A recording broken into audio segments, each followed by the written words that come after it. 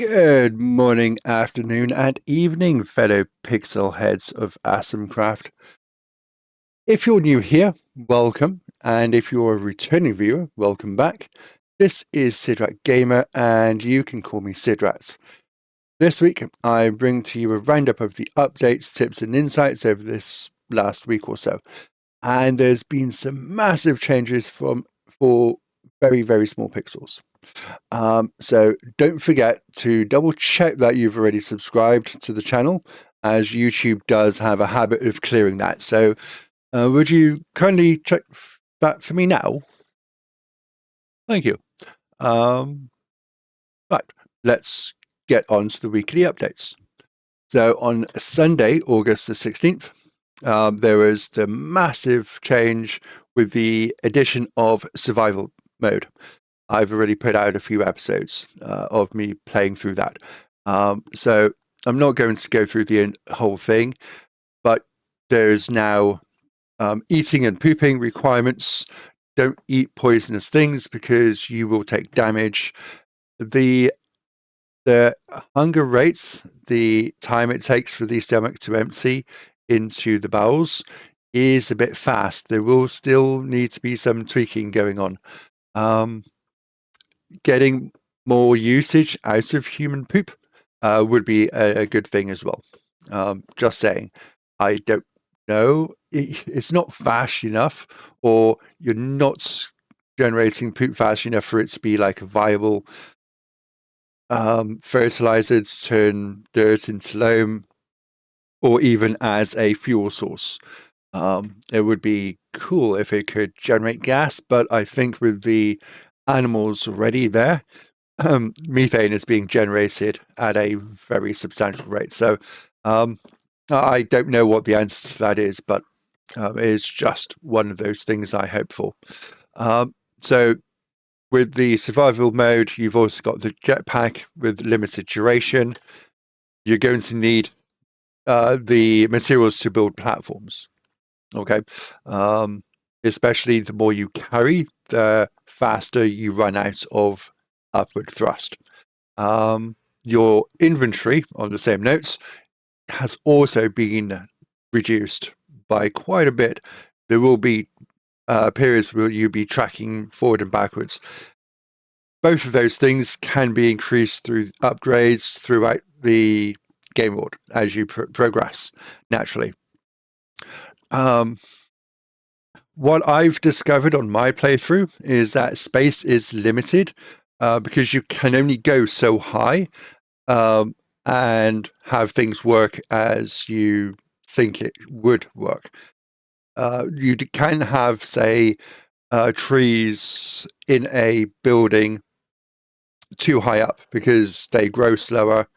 I don't know if that's real or just my perception, but that's the way it comes across. We'll come to an update later on with berry bushes, so I'll save that for the time. You've also got extra quality of life changes, extra tools. So the Mega Multi-Tool, you'll be able to build and remove with the left and right mouse buttons respectively. And that's a great quality of life, so you're not managing the toolbar all the time. So yes, this one here, when dragging out a line with the hammer, crowbar, or multi-tool, both the tool and the avatar, the character, will fade in the background so you can't see them. It does make building substantially better. You'll still get trapped inside your own building, but that's part of the fun, isn't it, really? Have you ever painted the floor and realized you should have started in the other corner? Okay. If you have, do leave a comment, because I don't think that actually happens. Was that tool tips with formulas to the ship inventory screen, which is absolutely fantastic, marvelous, should have been done ages ago. They've removed the pin upgrade, and it's just there by default. So you already have the ability to pin upgrade information without having to spend more materials. It's absolutely fine. You got the balance stuff and the bug fixes, of course, which is marvelous. So I'm going to stop talking because I may want to edit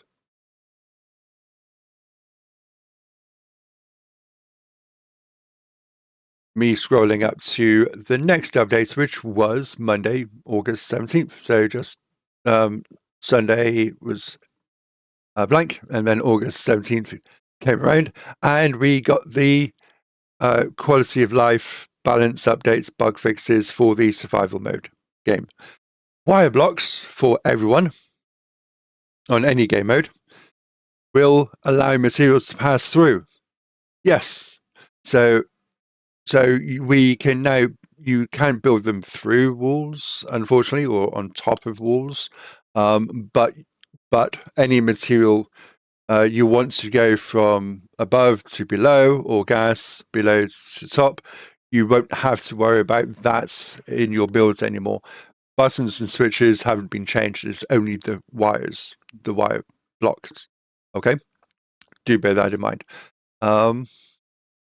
Oh, you've got a V key to vomit, which causes all the materials in your stomach to go back into the world. If you eat poison, you don't have to take damage, just press the V key. There may still be damage through the act of vomiting itself. If you've already got vision mode, which was previously the V key, that's now the semicolon key. Okay. C key to consume multiple pixels more rapidly. There's a half-second duration before this starts, so you can still eat a single. What is it? Yeah, you can hold it down, so you don't need to rapidly tap. Okay. And you can't hear me tapping because I've improved my audio filters. So hopefully this sounds absolutely fantastic. The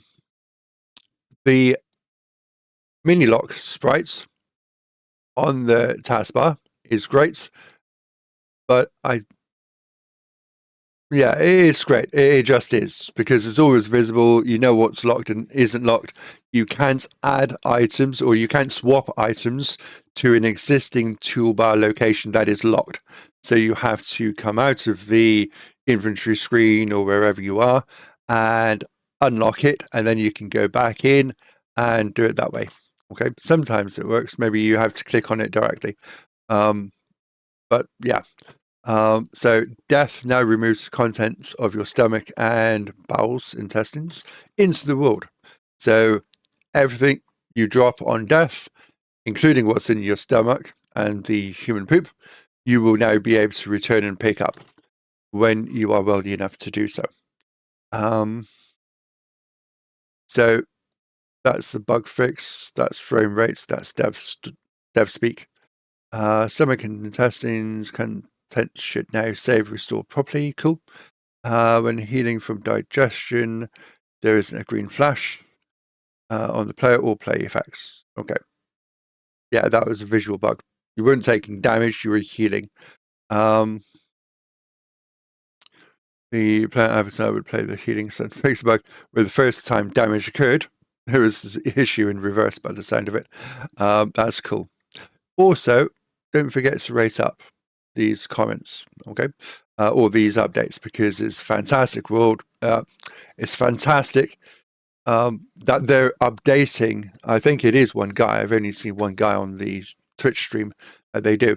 But the fact that he is updating the game, caring for it, he's got some kind of vision as to an end goal, maybe.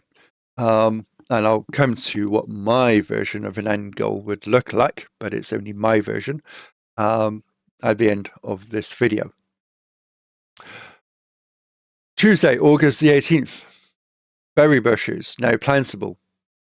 They regrow really, really fast. That is going to have to be changed because it's practically instantaneous. So you can gather as many berries as you can carry, which, as mentioned before, has been reduced.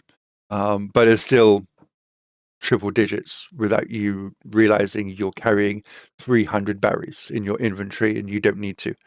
There'll never need to be a reason you've got your stomach is, I think it's maybe 20, 30 pixels big, possibly even fewer. But I think 20 or 30 is around that number. But they do deplete and turn into poop fairly rapidly. That should be lowered or something. That was just Tuesday. There was some bug fixes, etc. But that was the big one.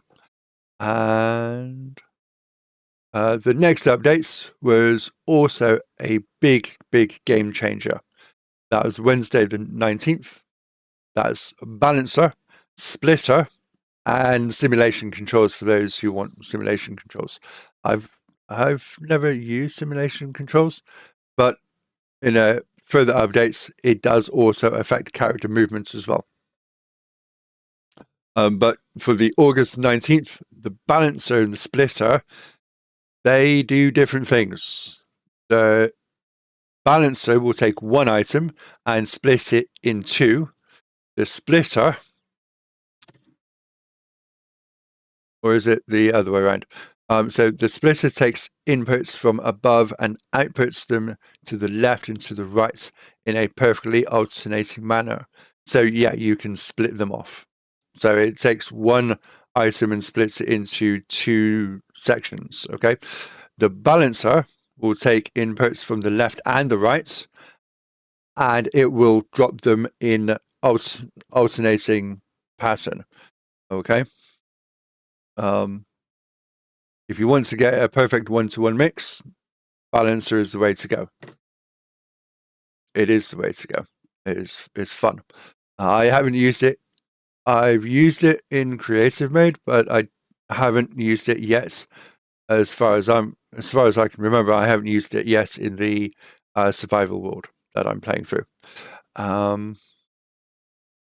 We've got the temperature sensor updates for August the 20th. That's the Thursday. If you want a quick visual indication and you know the difference between 500 Kelvin and 1000 Kelvin, now you can do so with these pixels. You can set the temperature in Kelvin to 500, 1000, 1500, or 2000 Kelvin. Or is that? Yeah, there's no commas in there, so it's difficult for me to see that. So when the temperature sensor pixel reaches that temperature or higher, it generates a signal. So that's probably wire that you can see because it will allow, excuse me, because cables will allow things to pass through. You can now put indicator. So if that's 500, we know the temperature that it's detecting is between 500 and 1000 kelvins. When that goes on, is between 1000 and 1500 kelvins, and so on, so on, so on. If we could get a more automated constructions, then the sensors would be you'll be able to see the status at a glance. But because that's a hand-driven thing, then you will be nearby. You will need to keep adding fuel in. But it's nice to know when it reaches temperature. So we'll move further on up. Friday, August 21st. Quick fixes, quality of life changes. So if something is already in your material bar and you middle mouse button to select it, it will select the existing material slot instead of assigning a duplicate. Okay, which is nice. Walk-through wall boots only operates when in jetpack hover mode, which is going to be lovely for people who do want to stand on floors that they've built, platforms and so forth. Yeah, this makes bases and platforms much more easily compatible with the walk-through boots in survival mode. If you want to go past a building, you can do so in jetpack. Absolutely fine. Bug fixes. Bug fixes, that's cool. Again, it may not look like I've raised it up, but I have. Except the Steam user interface is really slow. Yes, there we go. And it's, you can barely tell the difference on my screen anyway. I don't know what it's like coming up on the video, but there you go. Now, Saturday, I think that's the last updates. Saturday, that was yesterday, 22nd of August, there's performance improvements. And more importantly, started how to play video clips in the software that he's using. So on the crafting tab, you'll have video clips of recommended ways to use the product. This is for the igniter.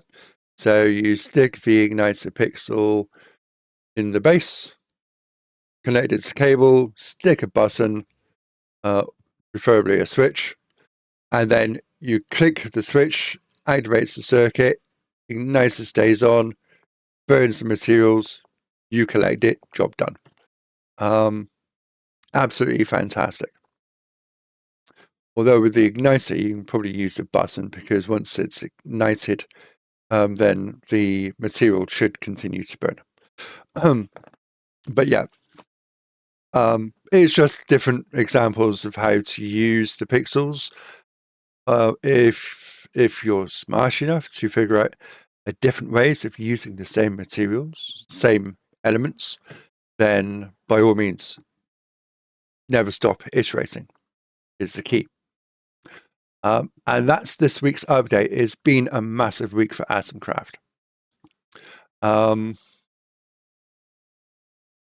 So what do you think of the direction of the game so far? Because I know what I would like to see added to the game, and I don't know if it's possible, but if it was more like Terraria, with the background and foreground on separate planes, we would be able to pass in front of the buildings, and having like a pipe or a channel network could then be passed in front of other buildings to go behind the buildings, to go into the buildings, to be processed, to come out via the background into the foreground so that it can then be passed in front of another building or whatever. It would allow more flow and control over materials that we currently have access to now. Because once we try to get materials from one place to another using pipework, that just increases the building size. And that increases the amount of walking around that we do, and we can't place the materials below a burning source unless we've got switches for igniters. And do you really want to rely on igniter working on every single material type? Because I don't know if they will or not. It'll just allow more freedom with create.